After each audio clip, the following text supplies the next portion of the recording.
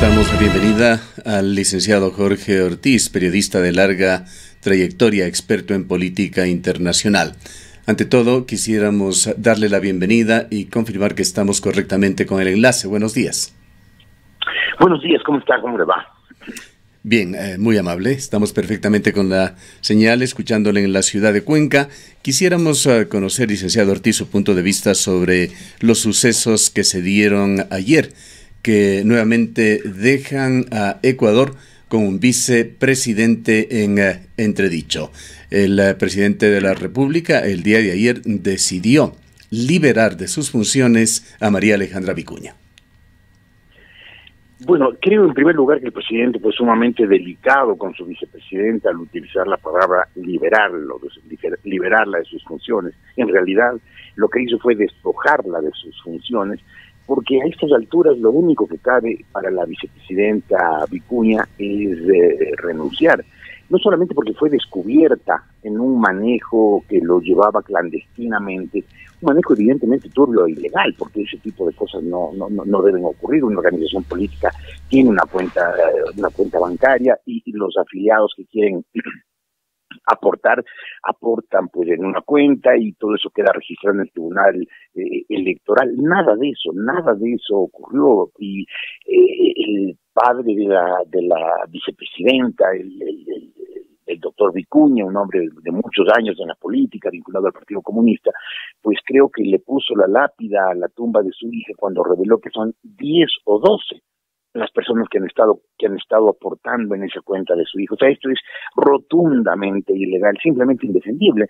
Y la vicepresidenta creo que debió haber tenido el gesto digno, gallardo, de presentar su renuncia e irse, liberar al presidente Moreno para que enviar una nueva terna de candidatos o candidatas a la vicepresidencia y el Congreso pudiera elegir un nuevo vicepresidente libremente. Creo que la obstinación de la vicepresidenta Vicuña en quedarse es negativa para ella porque tiene la batalla perdida, negativa para el gobierno porque le meten una batalla política innecesaria y obviamente innecesaria y dañina para el país, que en vez de estabilidad tiene un nuevo conflicto creado por el correísmo.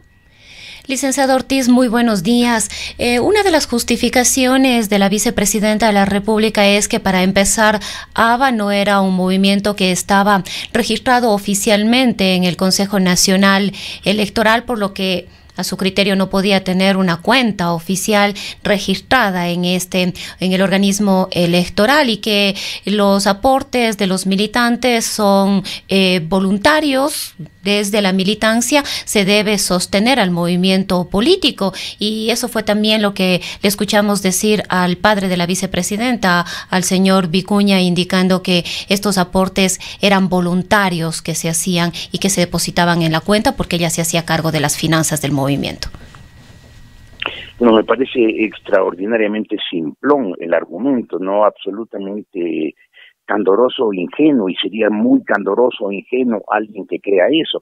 Es obvio que incluso cuando un grupo de amigos se reúnen y dicen vamos a organizar un campeonato de vóley o vamos a organizar un torneo de 40 y se hace aportes para comprar una mesa, unas barajas, unas cervezas, pues se abre una cuenta en el banco para que todo el mundo aporte ahí.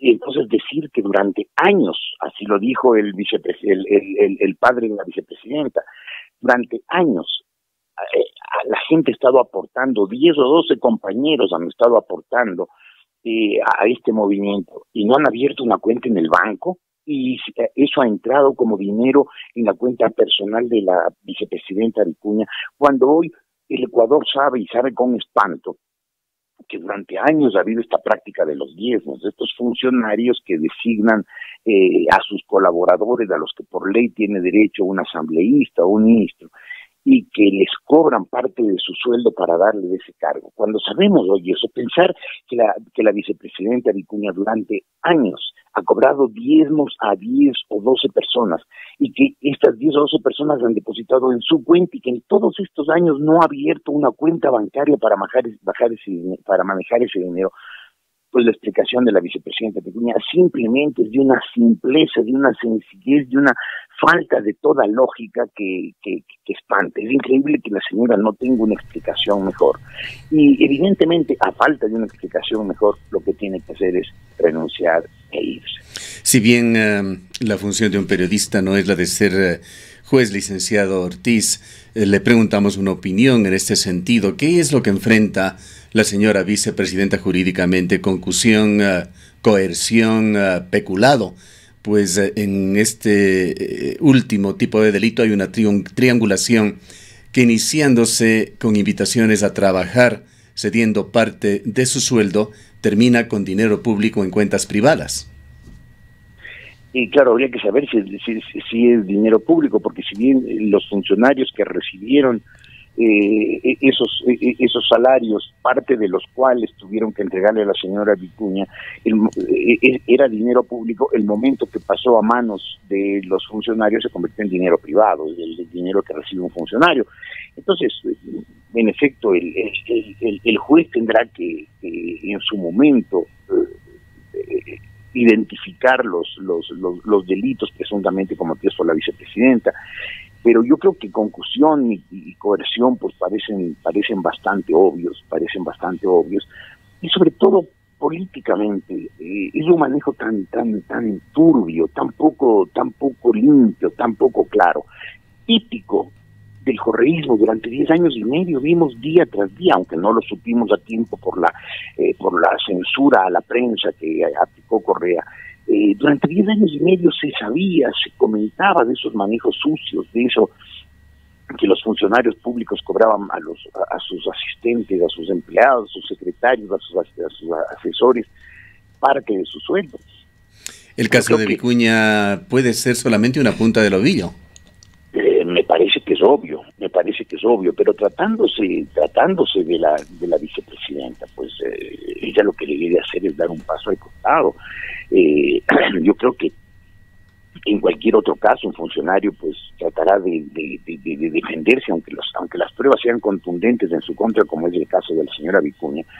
Pero un vicepresidente tiene que tener la gallardía de dar un paso al costado, porque lo que está en juego es la estabilidad del país. Estos días vamos a estar, hasta que esto se resuelva, los ecuatorianos pendientes de un tema incómodo que ella podría resolverlo yéndose, y no convirtiendo esto en otra larga batalla que instale el correísmo para tratar de debilitar al gobierno, para tratar de crear una sensación de inestabilidad en el país, que a nadie conviene, sino a Correa, porque Correa con la institucionalidad actual no puede volver al país 7 años, y al paso que vamos por el tema Balda y por otros que están en camino, pues él a lo mejor queda proscrito de la política de por vida por los delitos cometidos durante ese gobierno. Entonces, a quien le conviene revolver las aguas, al quien le conviene alterar la institucionalidad del país, eventualmente causar una crisis que derive en una asamblea constituyente o en alguna nueva forma de diseño jurídico, y la Correa. Todo el resto del país lo que le conviene es estabilidad, tranquilidad, para crear trabajo, para trabajar en paz, para estudiar, para hacer las cosas con normalidad, y que el país de alguna manera se recupere de la crisis económica que dejó el gobierno anterior. Licenciado, Al único que le conviene es a Correa, y lo está logrando. Licenciado Ortiz, uno es el ámbito jurídico, tema que quizás ya lo abordamos, será la justicia la que determine de qué se trata, si es una extorsión, un hecho de concusión, etcétera, será la justicia quien lo determine. Sin embargo, hay otro ámbito que es el político. Si bien el presidente de la República le ha liberado a la vicepresidenta de sus funciones, encargándole al nuevo secretario de la presidencia, avanza al interior de la Asamblea Nacional un posible juicio político. Al momento se encuentran recogiendo las firmas. Ella ha sostenido que ha pedido solamente una licencia, que no va a renunciar a su cargo. Y desde otros sectores se advierte o se ha venido indicando que esta situación de la vicepresidenta se venía ya fraguando hace un par de meses y que no es más que otra jugada de la derecha para poner a su gente en cargos y puestos puestos estratégicos. Incluso se ha llegado a decir que se está ya analizando el nombre de quien podría ocupar el cargo de la vicepresidencia para posteriormente asumir la presidencia de la República. ¿Se puede pensar en esos extremos? Bueno, yo creo que esta versión la está circulando precisamente el correísmo, para tratar de convencer a los ecuatorianos de que hay casi un pacto de sangre entre Nebot y Moreno, para tratar así de descalificar a Jaime Nebot y debilitarlo en su presunta candidatura presidencial del año 21. A mí me parece claro que el presidente Moreno lo que está haciendo es hoy pagando las consecuencias de los dos momentos de debilidad que tuvo con respecto a los nombramientos de sus vicepresidentes. Primero tuvo un momento de debilidad comprensible seguramente por las circunstancias. Tuvo un momento de debilidad cuando Correa le impuso que su vicepresidente fuera Glass. Era evidente, era notorio, fue público que el presidente Moreno, en ese momento candidato Moreno, no quería que fuera Glass su vicepresidente. De él ya se sabían sus andanzas, y por lo tanto era un debe y no un haber en su candidatura presidencial.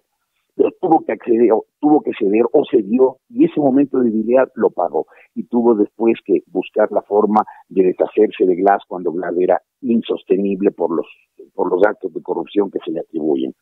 Y después tuvo otro momento de debilidad cuando la izquierda de su partido, Alianza País, le forzó a que pusiera 3 señoras claramente de izquierda, correístas, en la terna para vicepresidente. Y claro, la consecuencia es que después ha tenido que hacer lo que ha estado haciendo, lo que está haciendo ahora, empezando por esta despojo de funciones a la vicepresidenta, para tratar de liberarse y tener un vicepresidente que no sea un obstáculo, como es Vicuña, sino un apoyo para su gestión, apoyo que lo necesita, porque Moreno es un presidente débil, es un presidente sin un gran respaldo político, y además es un gobierno que tiene evidentes debilidades en el manejo político. En este momento creo que la lección que debe aprender el presidente Moreno es que cuando tenga que nombrar una terna, tiene que nombrar gente que en realidad pueda ser un apoyo, que sea de su confianza, no impuesta por nadie, ni por Correa como la primera vez, ni por la izquierda de Alianza País la segunda vez. Y no creo que sea una persona proveniente de la derecha. No tengo ningún contacto en el gobierno, por supuesto, no conozco a nadie, no hablo con nadie de ese sector. Pero me parece claro que no va por el lado de la derecha, sino que va, me imagino yo, que por alguien del sector de centro izquierda, alguien posiblemente una mujer, y me imagino que con habilidades en el ámbito de la economía, que sea de confianza de Moreno y no de confianza de Correa, como fueron los dos vicepresidentes, Glass y Vicuña. El caso de la vicepresidenta, los muebles de Ginebra, suman a la imagen de que este es un gobierno débil de transición, y usted ya lo ha dicho. Todo lo que va en contra de la imagen del gobierno intenta, por otra parte, ser aprovechado por el correísmo. ¿Cómo debe manejarse en esta situación Moreno? Bueno, yo creo que el presidente Moreno debe tratar de cumplir a rajatabla, pero dar una explicación sólida, convincente sobre las acusaciones que se le hacen. Y en segundo lugar, la cirugía mayor contra la corrupción que anunció debe cumplirla. Él lamentablemente fue parte integrante, fue parte vital, parte de la vanguardia del gobierno de Correa. Un gobierno terriblemente ineficaz que desperdició la mayor oportunidad que tuvo para desarrollar el país por los altísimos precios del petróleo, y que la desperdició, la malgastó, se la robaron.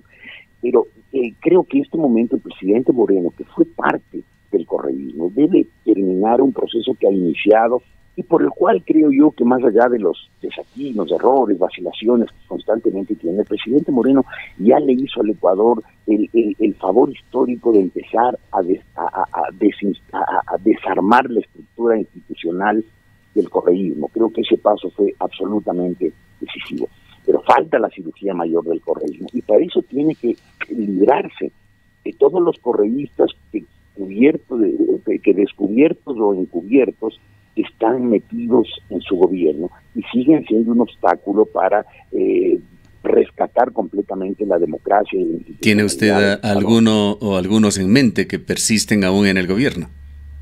Bueno, se sabe que sobre todo en los mandos medios hay muchísima gente vinculada al correísmo, que hay subsecretarios, viceministros, jefes de sección, que muchas veces son los lugares donde se traban las órdenes.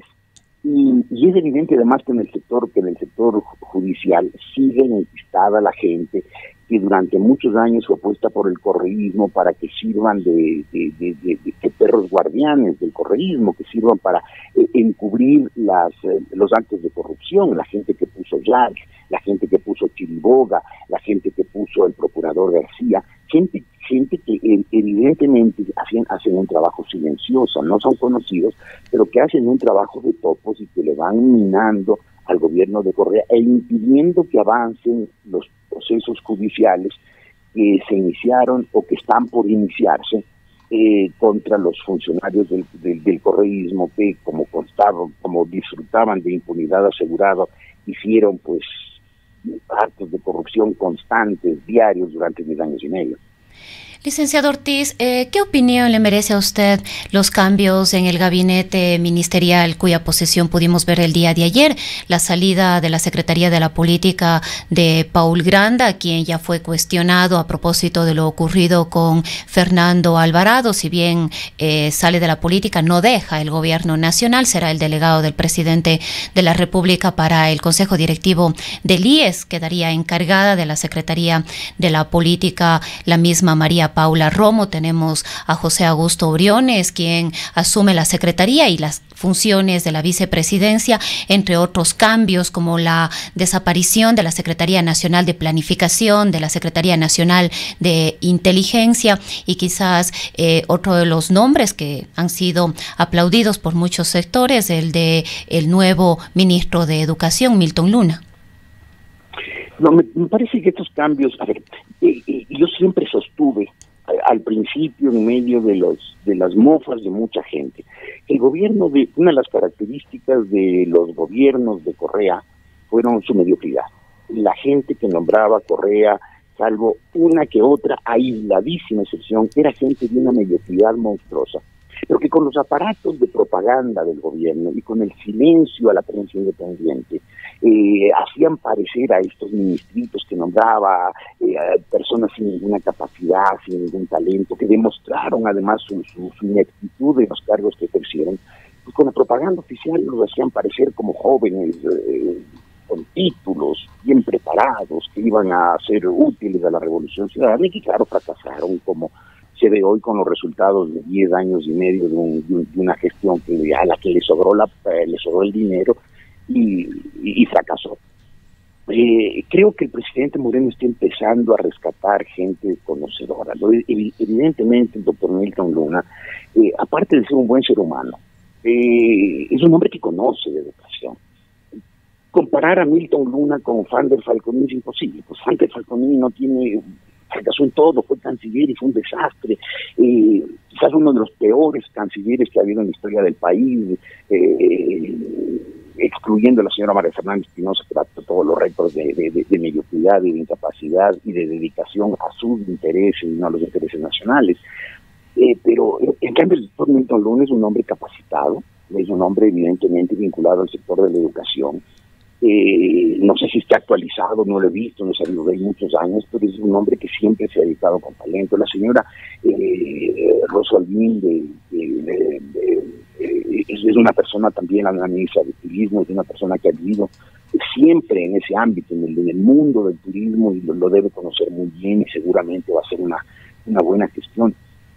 Entiendo yo que el presidente Moreno está finalmente poniendo gente de su confianza y no está simplemente heredando o aceptando lo que le iba imponiendo el lado izquierdo de su partido y el viejo correísmo enquistado en él. Está rodeándose de gente capaz. En cuanto a la unificación en el ministerio de gobierno como era antes, unía la seguridad con la política, me parece que es una medida inteligente, permite una coordinación básica en un tema clave y además ahorra, porque el Ecuador vio durante el correísmo cómo se multiplicaban los ministerios, las secretarías, un derroche de dinero realmente doloroso.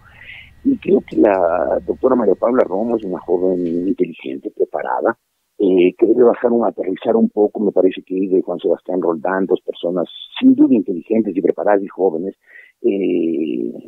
a veces se creen un poco más de lo que son, y eso quizás les quita efectividad y operatividad, pero a medida que vayan aterrizando creo que pueden ser aportes valiosos para el manejo de un gobierno que, como ustedes muy bien decían, es un gobierno de transición, pero que puede ser una transición muy significativa y muy importante para el país, como fueron en su momento la transición del presidente Ayora o la transición del presidente Plaza, incluso en el cambio económico. Yo creo que el presidente Moreno lentamente, sin hacer mucho aspaviento, está avanzando.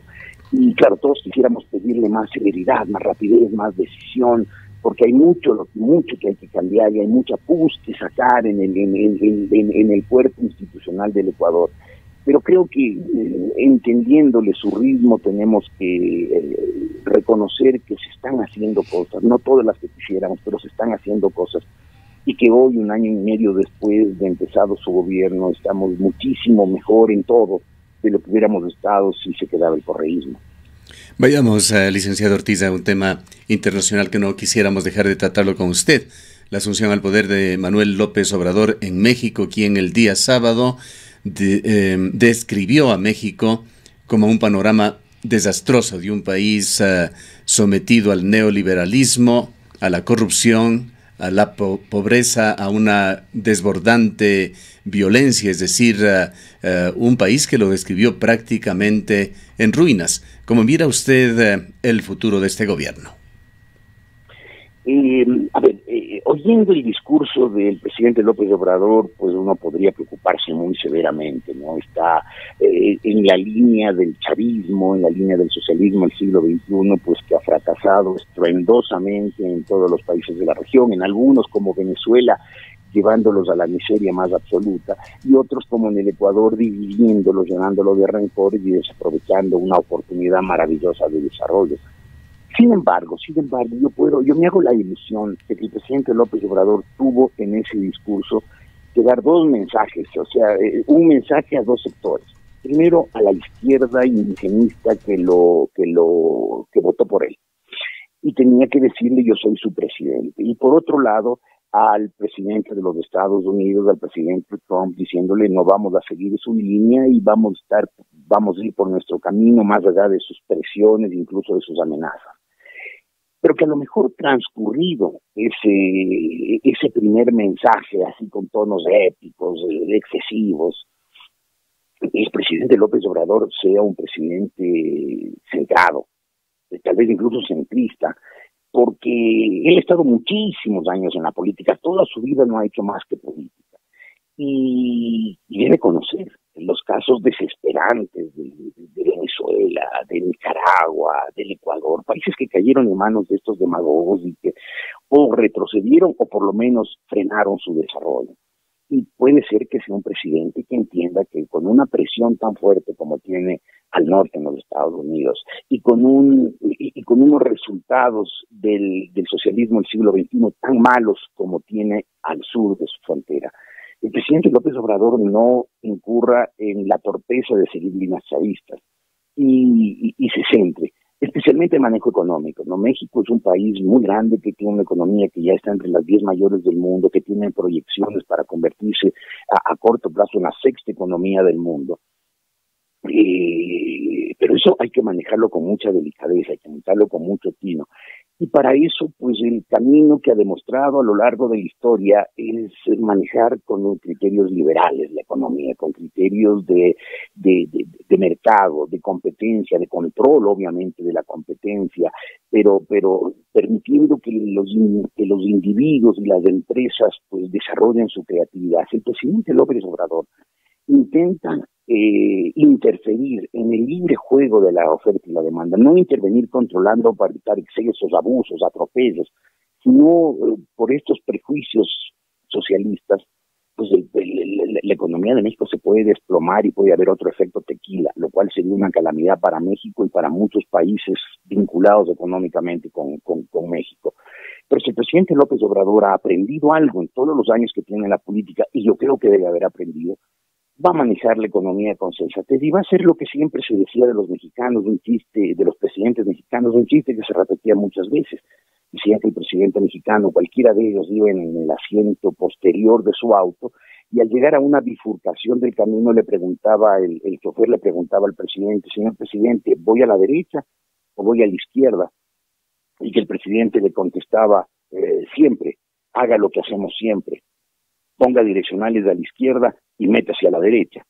Más o menos de eso, o sea, hacer anuncios de izquierda, presentarse como unos presidentes revolucionarios. México al fin y al cabo fue gobernado 70 años por el PRI, el Partido de la Revolución Institucional, y tienen los mexicanos muy metidos los temas de la revolución. Figuras como las de Emiliano Zapata o la de Pancho Villa influyen mucho en la psiquis del mexicano, y esta obsesión revolucionaria pues hace que siempre le gusten estos discursos estruendosos, estos discursos rupturistas.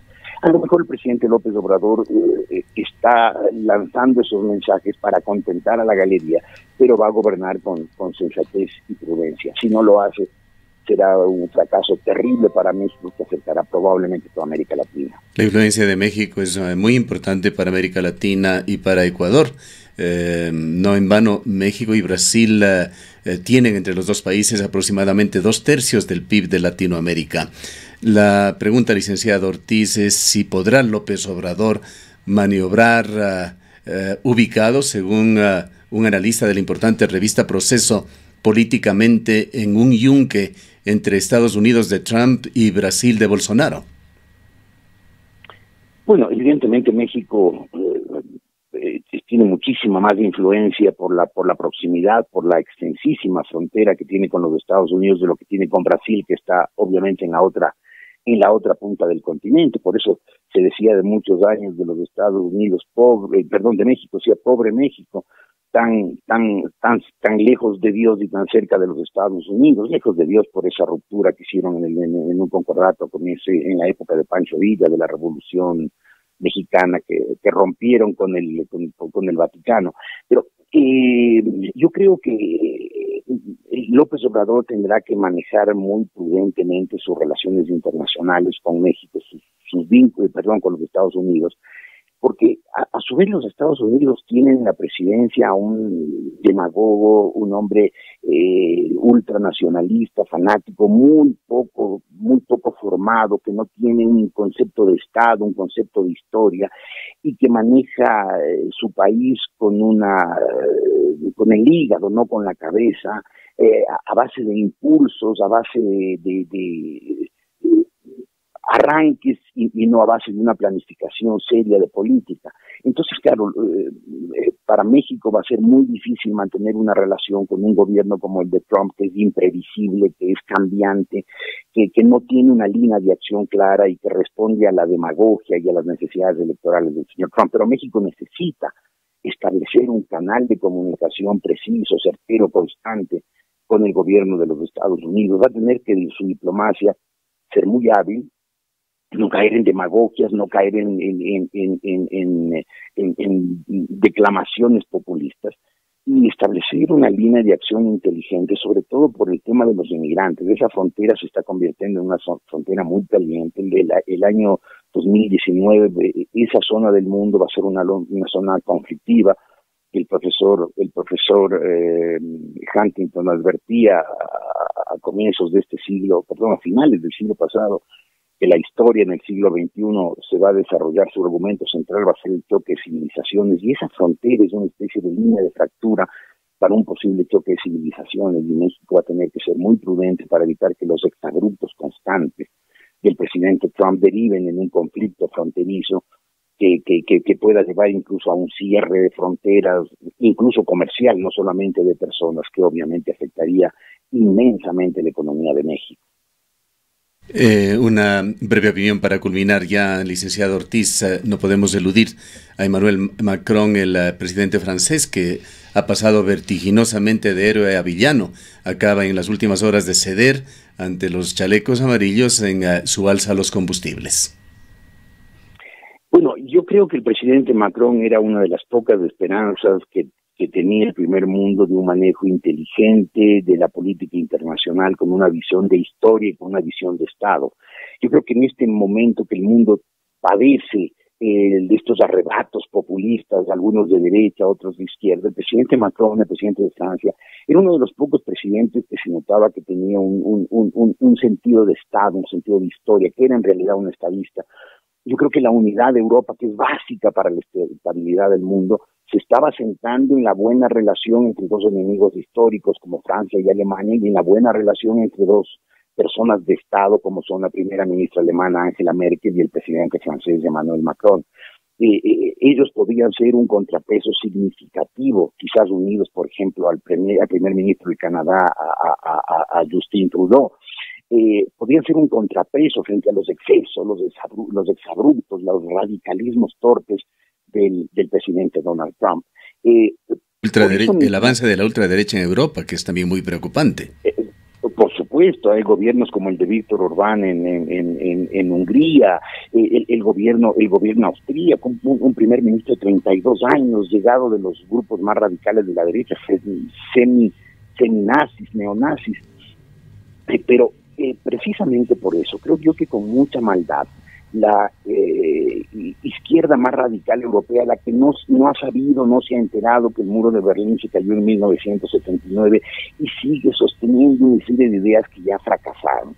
Creo yo que se unió y armó o impulsó o alentó o incluso financió estas movilizaciones de los chalecos amarillos. Francia tiene una historia de comunas, Francia es un país que tiene una historia de altercados callejeros, de cambios de regímenes muy constantes. Antes de llegar a la Quinta República, pues tuvo 3 imperios, tuvo un gobierno fascista, un Estado fascista, es decir, solamente en el siglo XX los cambios de régimen, no de gobierno, de régimen político en Francia fueron muy constantes. Y Francia tiene una historia de comunas callejeras y obviamente pues cuando hay un motivo y se incentiva un poco aumento de los combustibles y grupos activistas moviéndose por debajo, la gente sale a la calle. Y el presidente Macron seguramente no le quedó más remedio que tomar esta decisión para pacificar las calles en un momento en que Francia tiene que tener una estabilidad, tiene que lograr una estabilidad con Alemania y con los otros países, porque Europa está pasando momentos difíciles por los arrebatos del populismo de derecha, por los ataques del populismo de izquierda, por el Brexit de la Gran Bretaña y por las torpezas, esta falta de política clara del presidente Donald Trump. Entonces creo que el presidente Macron no le quedó más remedio que ceder, pero creo que estos movimientos callejeros de estos días son una prueba de que se está tratando de afectar la estabilidad de Europa con muy malos propósitos. Bien, queremos agradecerle al periodista Jorge Ortiz, experto en política internacional, por los importantes conceptos vertidos y la oportunidad de conversar en esta mañana.